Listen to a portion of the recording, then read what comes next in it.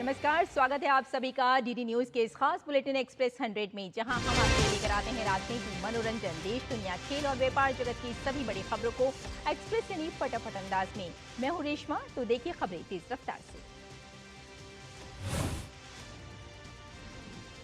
प्रधानमंत्री नरेंद्र मोदी और फिनलैंड के राष्ट्रपति अलेक्जेंडर स्टब की नई दिल्ली में मुलाकात हुई। पीएम ने अतिथि राष्ट्रपति का हैदराबाद हाउस पहुंचने पर गर्मजोशी से स्वागत किया।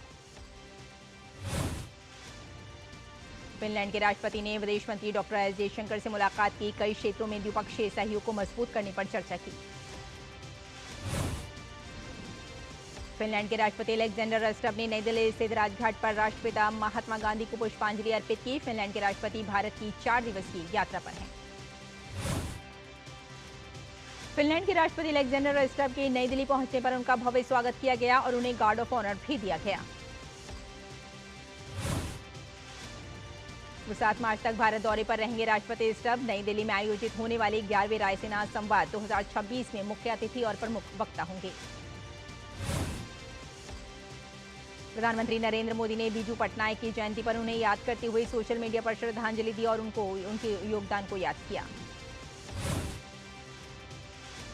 केंद्रीय मंत्री शिवराज सिंह चौहान का आज जन्मदिन है। इस मौके पर प्रधानमंत्री नरेंद्र मोदी ने उन्हें सोशल मीडिया पर जन्मदिन की शुभकामनाएं दी और लंबी व स्वस्थ जिंदगी की कामना की।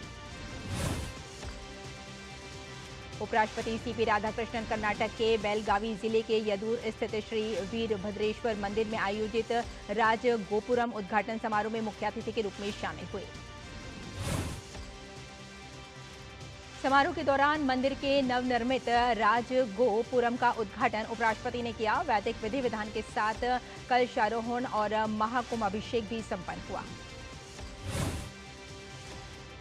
भूटान के विदेश मामले और विदेशी व्यापार मंत्री लियोपो डी एन धुगियल ने नई दिल्ली में आयोजित होने वाले 11वें रायसीना डायलॉग में हिस्सा लेने के लिए दिल्ली पहुंचने पर गर्मजोशी से स्वागत किया गया। दक्षिण यूरोपीय देश माल्टा के उप प्रधानमंत्री और विदेश व पर्यटन मंत्री इयान बोर्गो भी भारत पहुंचे हैं। दिल्ली पहुंचने पर उनका स्वागत किया गया। उप प्रधानमंत्री इयान बोर्गो दिल्ली में होने वाले 11वें रायसीना डायलॉग में हिस्सा लेंगे। भारत के मुख्य न्यायाधीश सूर्यकांत भूटान यात्रा पर हैं। इस दौरान उनकी भूटान के प्रधानमंत्री शेरिंग तोब्गे से मुलाकात हुई, जिसकी तस्वीरें उन्होंने सोशल मीडिया पर साझा की। बीजेपी के राष्ट्रीय अध्यक्ष नितिन नवीन आज बिहार से राज्यसभा चुनाव के लिए नामांकन करेंगे। नितिन नवीन के पर्चा दाखिल करने के दौरान उनके साथ पार्टी के कई बड़े चेहरे भी साथ में दिखाई दे सकते हैं। राज्यसभा के लिए बीजेपी ने 9 उम्मीदवारों की पहली सूची जारी की। राज्यसभा चुनाव के मद्देनजर 10 राज्यों की 37 सीटों के लिए नामांकन दाखिल करने की प्रक्रिया आज समाप्त हो जाएगी। इसके बाद नामांकन पत्रों की जांच कल यानी शुक्रवार को होगी। नाम वापस लेने की अंतिम तारीख 9 मार्च तय की गई है। 16 मार्च को मतदान होगा और परिणाम उसी दिन घोषित कर दिए जाएंगे। इन 37 सीटों में छत्तीसगढ़ की 2 सीटें भी शामिल हैं। वहीं तमिलनाडु में मुख्यमंत्री एम.के. स्टालिन के नेतृत्व में डीएमके ने एक विशाल गठबंधन तैयार किया है। बिहार से मुख्यमंत्री नीतीश कुमार ने राज्यसभा सदस्य बनने की इच्छा व्यक्त की है। उन्होंने ट्वीट में लिखा कि बिहार वासियों के समर्थन से उन्होंने सेवा की और भविष्य में भी विकास और सहयोग जारी रखेंगे। कांग्रेस ने राज्यसभा चुनाव के लिए उम्मीदवारों की सूची जारी की। तेलंगाना से अभिषेक मनु सिंघवी और वेम नरेंद्र रेड्डी को मैदान में उतारा गया है। छत्तीसगढ़ से फूलो देवी नेताम को टिकट मिला है। पश्चिम बंगाल में निर्वाचन आयोग की फुल बेंच के दौरे से पहले 4 सदस्यीय विशेष प्रतिनिधि दल राज्य का दौरा करेंगे। अगला सप्ताह सोमवार और मंगलवार को आयोग की फुल बेंच राज्य के दौरे पर रहेगी। पश्चिम बंगाल के कूच बिहार जिले में भाजपा की परिवर्तन यात्रा पर पथराव की घटना हुई है, जिसके चलते यात्रा में शामिल गाड़ियों के शीशे टूटकर बिखर गए। भाजपा ने इस हमले के पीछे टीएमसी का हाथ बताया है। इसके साथ ही भाजपा कार्यकर्ताओं ने इस हमले का जोरदार विरोध किया है। इस घटना से पहले भाजपा प्रदेश अध्यक्ष शमीक भट्टाचार्य ने प्रेस कॉन्फ्रेंस में टीएमसी पर आरोप लगाया कि बंगाल में विधानसभा चुनाव से पहले कई जगहों पर भाजपा कार्यकर्ताओं के ऊपर हमले हो रहे हैं।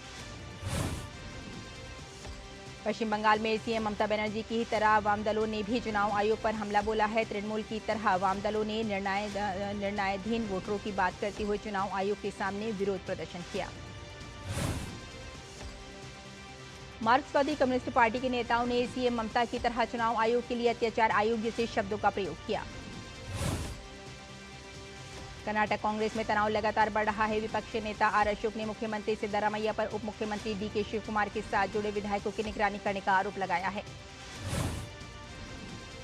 एक कथित स्वीकृति पत्र सोशल मीडिया पर वायरल हो रहा है, जिसमें 7 लाख रुपए का लोन प्रधानमंत्री मुद्रा योजना के तहत स्वीकृत किए जाने का दावा किया गया है। पत्र में लाभार्थी से 860 रुपए बतौर एग्रीमेंट चार्ज जमा करने को कहा गया है। पीआईबी फैक्ट चेक ने इस दावे को पूरी तरह फर्जी बताया है। पीआईबी के अनुसार माइक्रो यूनिट्स डेवलपमेंट और रिफाइनेंस एजेंसी मुद्रा सीधे तौर पर किसी भी सूक्ष्म उद्यमी या व्यक्ति को लोन नहीं देती है। एयर इंडिया ने मध्य पूर्व में बिगड़ते हालात को देखते हुए बड़ा फैसला लिया है। एयर इंडिया ने कहा है कि वे स्थिति पर लगातार नजर बनाए हुए हैं और यात्रियों की सुरक्षा को सर्वोच्च प्राथमिकता दे रहे हैं। एयरलाइन ने दुबई और जद्दा में फंसे हुए यात्रियों को वापस लाने के लिए कुछ विशेष उड़ानों का संचालन शुरू कर दिया है। हालांकि सावधानी बरतते हुए एयर इंडिया ने मध्य पूर्व के लिए अपनी अधिकांश उड़ानों को 5 मार्च 2026 की रात निलंबित रखने का निर्णय लिया है। हालांकि जद्दा के लिए 5 मार्च से निर्धारित उड़ानें दोबारा शुरू होंगी। एयर इंडिया ने मध्य पूर्व की मौजूदा स्थिति को देखते हुए यात्रियों को राहत दी है। 28 फरवरी तक बुक की गई और 10 मार्च तक मध्य पूर्व, यूके और यूरोप के लिए निर्धारित उड़ानों पर यात्री बिना शुल्क तारीख बदल सकते हैं या पूरी राशि का रिफंड ले सकते हैं। साथ ही दुबई और जद्दा से फंसे यात्रियों को लाने के लिए विशेष उड़ानें चलाई जा रही हैं, जिनमें मुंबई, दुबई, दिल्ली रूट पर एक अतिरिक्त बड़ी क्षमता वाली फ्लाइट भी शामिल है। साथ ही एयर इंडिया ने प्रभावित यात्रियों को फुल रिफंड या बिना शुल्क रीशेड्यूलिंग का विकल्प दिया गया है। पिछले कुछ दिनों से इजरायल ईरान संघर्ष के चलते फ्लाइट में रुकावट के बीच दुबई से अहमदाबाद की फ्लाइट सरदार वल्लभ भाई पटेल इंटरनेशनल एयरपोर्ट पर लैंड कर गई है। इजरायल बनाम ईरान लड़ाई के चलते फ्लाइट में रुकावट के बीच फुजैरा से दिल्ली की फ्लाइट भी आईजीआई एयरपोर्ट पर लैंड कर गई है। मध्य प्रदेश के सीएम मोहन यादव ने सोशल मीडिया पर ट्वीट किया कि मध्य प्रदेश की जो लोग पढ़ाई, नौकरी, व्यवसाय, पर्यटन आदि के लिए मिडिल ईस्ट एशियाई देशों में गए हैं, उनकी मदद के लिए नई दिल्ली के मध्य प्रदेश भवन में 24x7 कंट्रोल रूम बनाया गया है। असम के मुख्यमंत्री हेमंत बिस्वा शर्मा ने APSC state civil services exam के 289 सफल कैंडिडेट्स को नियुक्ति पत्र बांटे और वहां मौजूद लोगों को संबोधित किया।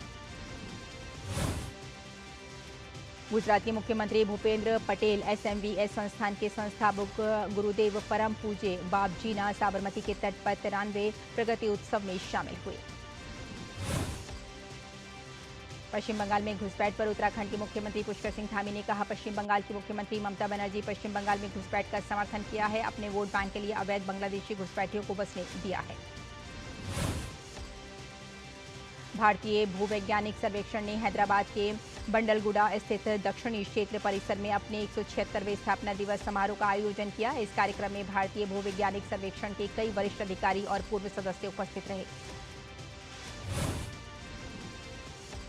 पूर्व उप महानिदेशक एम श्रीधर मुख्य अतिथि के तौर पर, जबकि टीवी राव विशिष्ट अतिथि के उपस्थित रहे। समारोह में खनिजों के सुरक्षित भविष्य, भूवैज्ञानिक अनुसंधान और 1851 अब तक की यात्रा पर जोर दिया गया। कार्यक्रम को संबोधित करते हुए एडीजी और एचओडी विजय विष्णुपंत मुगल ने ऑर्गेनाइजेशन को एक परिवार बताया और कहा कि स्थापना दिवस जियोलॉजिकल एक्सप्लोरेशन और देश बनाने में जीएसआई की 176 साल की विरासत का प्रतीक है। मौजूदा सरकार भारत की सांस्कृतिक विरासत को लगातार प्राथमिकता देती रही है। इसी कड़ी में लंदन स्थित भारतीय उच्चायोग में एशमोलियन म्यूजियम की तरफ से कई कीमती कलाकृतियां भारत को लौटाई गई। छत्तीसगढ़ के दंतेवाड़ा में सुरक्षा बलों ने त्वरित कार्रवाई करते हुए एक माओवादी को ढेर कर दिया। थाना गेदन के गांव गोमलनार के पहाड़ी क्षेत्र में नक्सली हथियार डंप होने की सूचना पुलिस को मिली थी।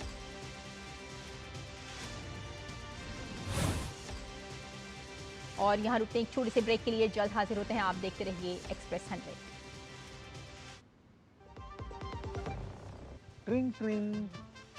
हेलो, मैं तुम्हारे पापा के बचपन का दोस्त चतुर चाचा हूँ। प्रणाम चाचा जी। उनसे बेटे 5,000 लिए थे, अभी अभी तुम्हें ट्रांसफर किया है बेटे, पर गलती से 50 चले गए। पेमेंट मैसेज चेक कर लो बेटे और बाकी 45 मुझे लौटा दो। आपका मैसेज बाद में, पहले अपना बैंक अकाउंट चेक कर लो। अरे मूर्ख ना हूँ मैं। शाबाश। यूपीआई कहता है कोई नकली पेमेंट का मैसेज भेजकर पैसे वापस मांगे तो उसे कहो मैं मूर्ख नहीं।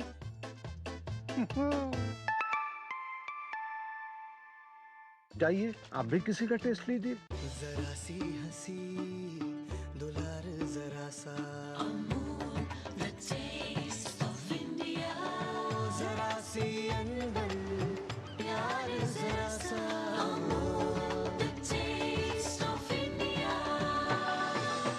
यही तो अमूल है स्वाद इंडिया का यही तो अमूल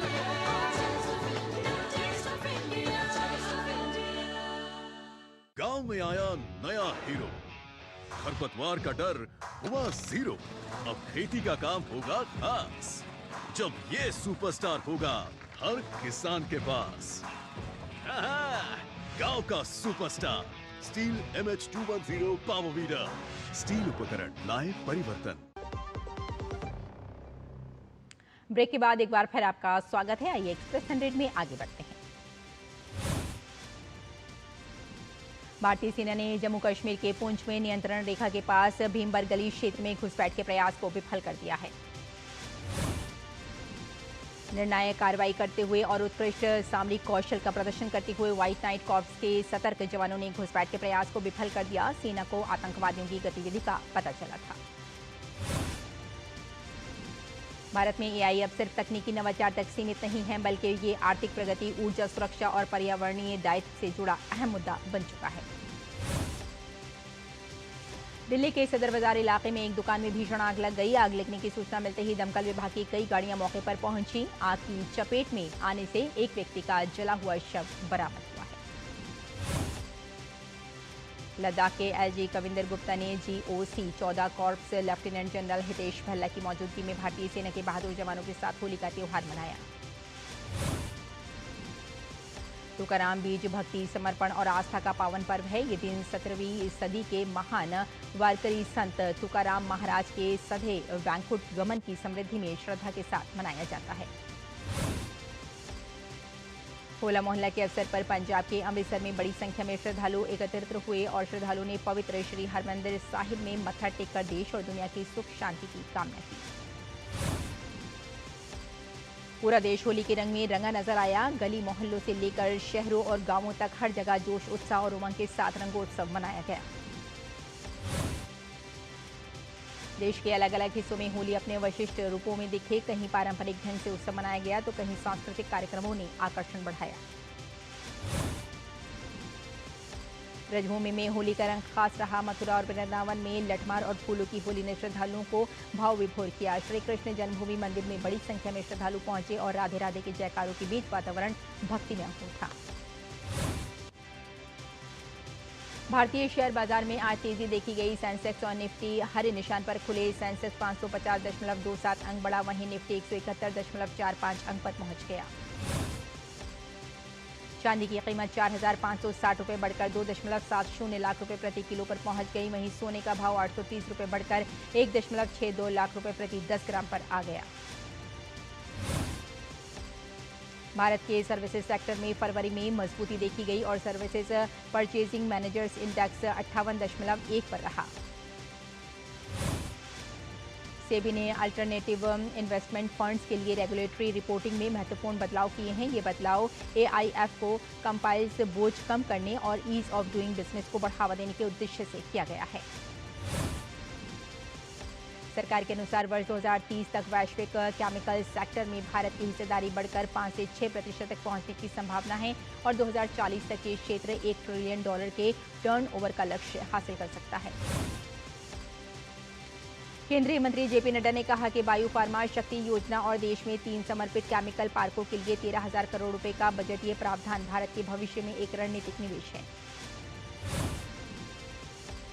केंद्रीय संचार मंत्री ज्योतिरादित्य सिंधिया ने कहा कि भारत केवल अपने 1.4 अरब नागरिकों के लिए नेटवर्क नहीं बना रहा, बल्कि पूरी दुनिया के लिए भरोसेमंद डिजिटल ब्रिज तैयार कर रहा है।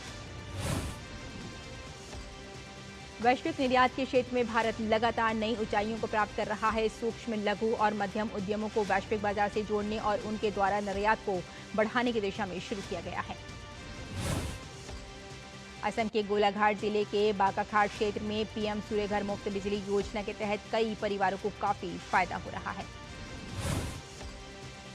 इस योजना का मुख्य उद्देश्य सौर ऊर्जा के माध्यम से हर घर तक बिजली पहुंचाना और बढ़ते बिजली बिलों से नागरिकों को राहत देना है। रिलायंस जियो आने वाले समय में दुनिया के पहले बड़े टोकन सर्विस प्रोवाइडर बनने का लक्ष्य रख रहा है। जियो प्लेटफॉर्म्स के ग्रुप सीईओ मैथ्यू ओमन ने ये बात कही।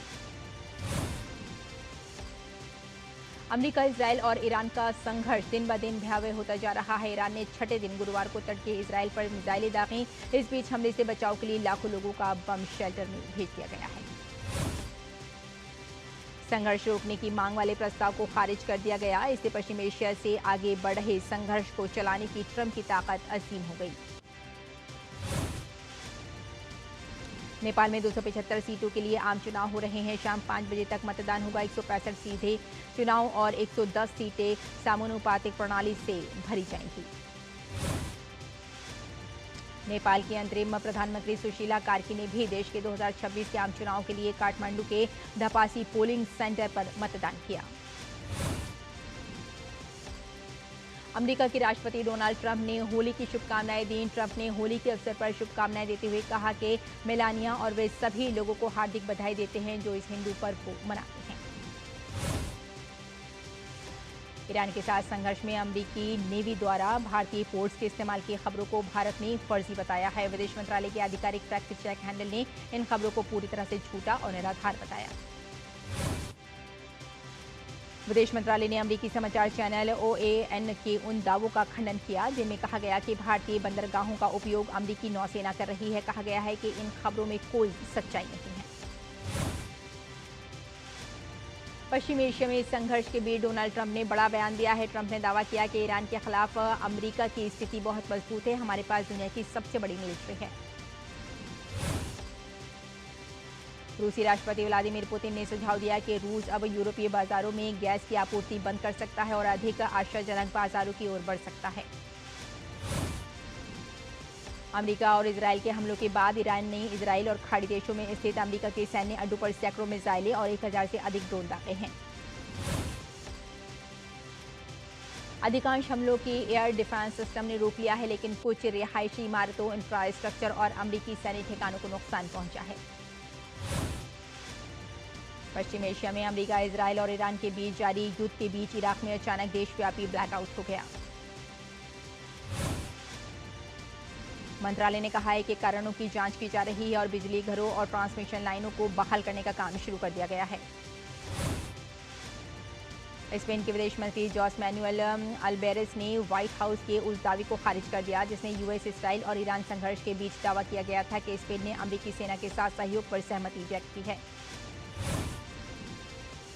स्पेन के विदेश मंत्री ने कहा कि अमेरिका को अपने सैन्य समझौतों के इस्तेमाल की अनुमति देने और मध्य पूर्व संघर्ष व ईरान पर बमबारी को लेकर स्पेन की नीति में कोई बदलाव नहीं हुआ है। अमेरिका ने दावा किया कि श्रीलंका तट के पास उसने ईरानी वॉरशिप को डुबो दिया है। इस जहाज पर लगभग 180 लोग सवार थे, जिनमें से 101 लापता बताए जा रहे हैं। श्रीलंका ने बताया कि जहाज से कॉल मिलने पर मदद भेजी गई और कई लोगों को सुरक्षित भी निकाल लिया गया। ईरान से देश लौटे तुर्की लोगों ने कहा है कि अमेरिकी इजरायली हमलों के जारी रहने के कारण निवासी बड़ी संख्या में शहर छोड़कर ग्रामीण क्षेत्रों में जा रहे हैं।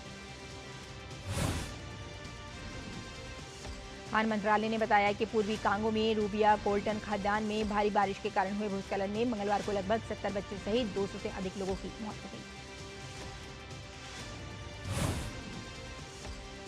और बुलेटिन में फिलहाल एक छोटा सा ब्रेक लेते हैं, जल्द हाजिर होते हैं। आप देखते रहिए डीडी न्यूज।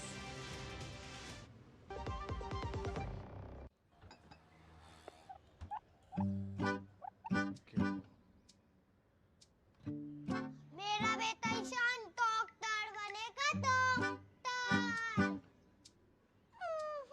मेरा ईशान तो साइंटिस्ट बनेगा। अब ये ईशान क्या बनेगा? ईशान कुछ भी बने, उसके साथ हमेशा है LIC की अमृत बाल चिल्ड्रन पॉलिसी। बड़े सपनों का रखे ख्याल। जब धरती चीर कर निकलता है लोहे का पत्थर और मिलता है मोंगिया के जोश से, फिर तपता है, पिघलता है और बनता है फौलाद। अब होता है सरिया सारी खूबियों के साथ। मोंगिया स्टील, मजबूत देश का मजबूत सरिया। गांव में आया नया हीरो, खरपतवार का डर हुआ जीरो। अब खेती का काम होगा खास, जब ये सुपरस्टार होगा हर किसान के पास। गांव का superstar steel MH210 power weeder. Steel उपकरण लाए परिवर्तन। ब्रेक के बाद एक बार फिर आपका स्वागत है। आइए एक्सप्रेस 100 में आगे बढ़ते हैं। पश्चिम एशिया में तनाव अब 7वें आसमान पर पहुंच गया है। अमेरिका, इजराइल और ईरान के बीच संघर्ष 6ठे दिन प्रवेश कर गया और हर बदलते दिन के साथ ये संघर्ष और विकराल होता जा रहा है। अमेरिका ने सैन्य कार्रवाई की तस्वीरें जारी की हैं। तस्वीरें अमेरिकी रक्षा विभाग की तरफ से जारी की गई हैं, जिसमें अमेरिकी सैन्य गतिविधियां साफ दिखाई दे रही हैं। राष्ट्रीय बिजली कंपनी UNE ने बताया कि ग्रिड फेल होने के कारण हवाना सहित क्यूबा के 2/3 हिस्से में बिजली गुल हो गई। वेनेजुएला की अंतरिम राष्ट्रपति डेल्सी रोड्रिगेज ने कहा कि देश के मुख्य खनन कानून में सुधार का प्रस्ताव आने वाले दिनों में देश की विधायिका में प्रस्तुत किया जाएगा। अमेरिकी परिवहन विभाग ने अमेरिकन एयरलाइंस की एक सहायक कंपनी को मियामी से वेनेजुएला के शहर काराकस और माराकाइबो के लिए सीधी उड़ानें संचालित करने की अनुमति दी है। T20 विश्व कप का दूसरा सेमीफाइनल मैच आज भारत और इंग्लैंड के बीच खेला जाएगा। ये मुकाबला मुंबई के वानखेड़े स्टेडियम में शाम 7 बजे शुरू होगा, जबकि टॉस 6:30 बजे होगा।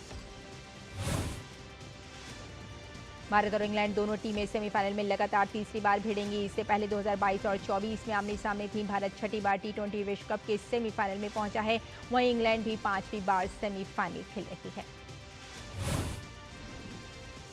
T20 क्रिकेट विश्व कप के पहले सेमीफाइनल में न्यूजीलैंड ने दक्षिण अफ्रीका को 9 विकेट से हराकर फाइनल में जगह पक्की कर ली है। दक्षिण अफ्रीका ने न्यूजीलैंड को जीत के लिए 170 रन का लक्ष्य दिया था। न्यूजीलैंड ने 1 विकेट के नुकसान पर 173 रन बनाकर जीत हासिल की।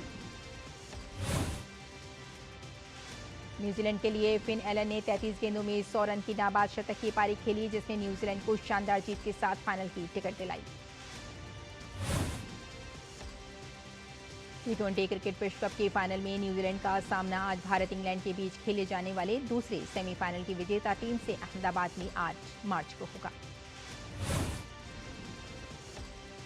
भारतीय क्रिकेट टीम के पूर्व कप्तान महेंद्र सिंह धोनी पर रांची में ओवर स्पीडिंग के आरोप में ट्रैफिक पुलिस ने 1000 रुपए का जुर्माना लगाया। घटना रांची के कांके क्षेत्र की है। भारत की महिला क्रिकेट टीम को पिछले साल पहली बार विश्व कप खिताब जीतने के लिए लॉरियस की साल की सर्वश्रेष्ठ टीम के पुरस्कार के लिए नामित किया गया। भारतीय टीम इस पुरस्कार के लिए नामित होने वाली पहली महिला क्रिकेट टीम है। भारतीय टीम इस पुरस्कार के लिए नामित होने वाली पहली महिला क्रिकेट टीम है। ये विश्व कप में टीम के शानदार प्रदर्शन की पहचान है। भारत की सलामी बल्लेबाज स्मृति मंधाना ICC महिला एक दिवसीय अंतर्राष्ट्रीय बल्लेबाजी रैंकिंग में शीर्ष पर पहुंच गई हैं। ऑस्ट्रेलिया दौरे पर गई भारतीय महिला टीम की अनुभवी तेज गेंदबाज रेणुका सिंह ठाकुर घरेलू टीम के खिलाफ एकमात्र टेस्ट से बाहर हो गई हैं। BCCI के मुताबिक रेणुका की जगह काशवी गौतम को चुना गया है। टेस्ट मैच शुक्रवार से शुरू हो रहा है। ऑल इंग्लैंड बैडमिंटन चैंपियनशिप में लक्ष्य सेन का बड़ा उलटफेर करने के बाद आज दूसरे दौर में हांगकांग के बैडमिंटन खिलाड़ी एंगस एंजी का लॉन्ग से मुकाबला होगा। मौजूदा चैंपियन अरविंद चिदम्बरम ने प्राग अंतर्राष्ट्रीय शतरंज महोत्सव के मास्टर्स वर्ग के 6ठे दौर में डी गुकेश को हराया। गुकेश अब लाइव रेटिंग सूची में 20वें स्थान पर खिसक गए हैं। भारतीय टीम महिला AFC एशियाई कप फुटबॉल के पहले मैच में वियतनाम से 1-2 से हार गई।